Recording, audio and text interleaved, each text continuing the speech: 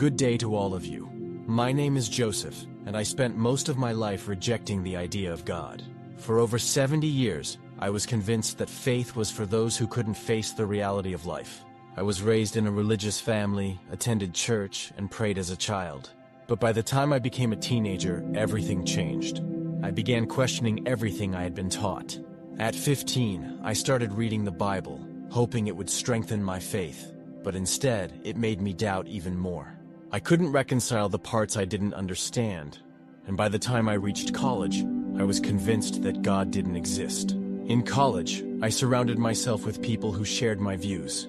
We had long conversations about life and purpose, always avoiding any mention of a higher power. One day, I attended a barbecue with a group of friends. We got into a discussion about religion and started joking about faith, specifically about Jesus.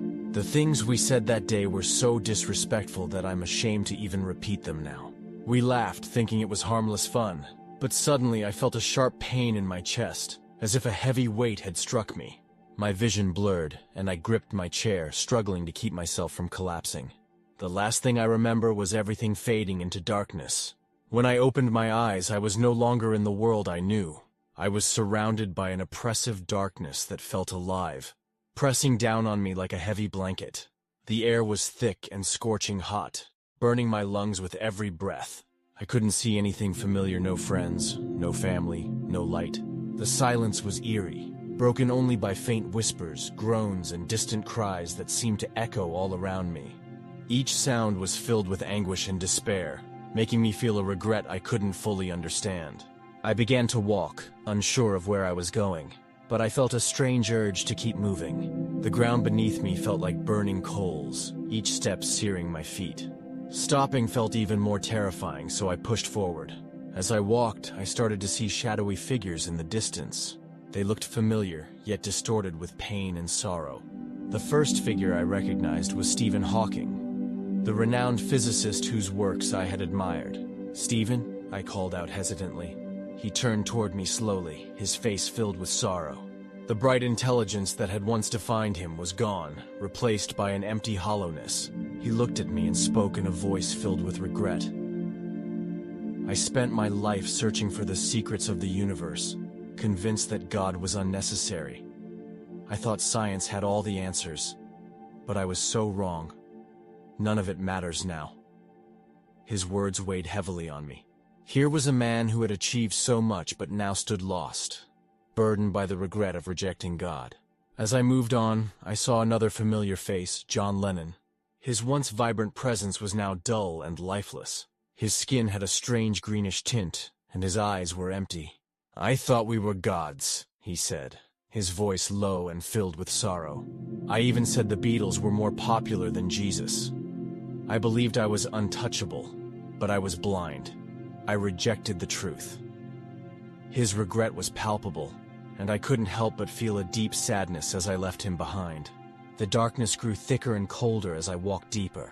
Then I saw Charles Manson, the infamous cult leader. His face was twisted in agony, his body covered with scars that seemed to tell the story of his crimes. He muttered incoherently, his voice filled with desperation and torment. He seemed trapped in an endless cycle of suffering, paying for the horrors he had inflicted on others. The next figure I encountered was even more unsettling. It was a dictator whose name is infamous in history, a man responsible for untold suffering and death. Here, he was no longer powerful. His pale, wounded body looked weak and broken. He whispered to himself, his voice trembling with regret. "I thought I was a god.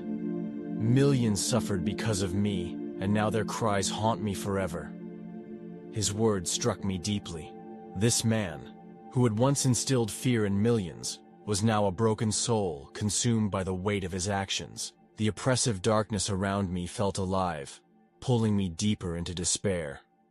The cries and whispers grew louder, echoing in my mind. I was overwhelmed by the weight of the suffering I witnessed. Then, suddenly, a bright light pierced through the darkness. It was warm and inviting, and I felt an irresistible pull toward it. In an instant, I woke up in a hospital bed. My family was gathered around me, their faces filled with relief and concern. At first, I didn't understand where I was. But then the memories of that dark place flooded back. I knew I had been given a second chance. This experience changed my life completely. For years I had rejected God, mocked faith, and believed I didn't need Him. But now I know the truth. Hell is real, and it is a place of unimaginable suffering and regret. The people I saw there, Stephen Hawking, John Lennon, Charles Manson, and others, were burdened by the consequences of their choices. I realized that my pride and disbelief had blinded me to the truth. I had lived a life filled with empty pursuits, thinking I didn't need God.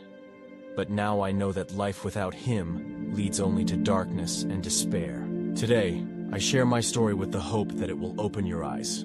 Don't wait until it's too late to seek God. He is real, and His love is the only way to escape the darkness I witnessed. Turn to Him with a sincere heart, repent, and embrace His truth. Life is short, but eternity is forever. Choose wisely. Thank you for taking the time to hear my story. I hope it serves as a wake-up call for those who might be questioning or rejecting God as I once did. If this message touched you in any way, please like, share, and subscribe so more people can hear this important warning.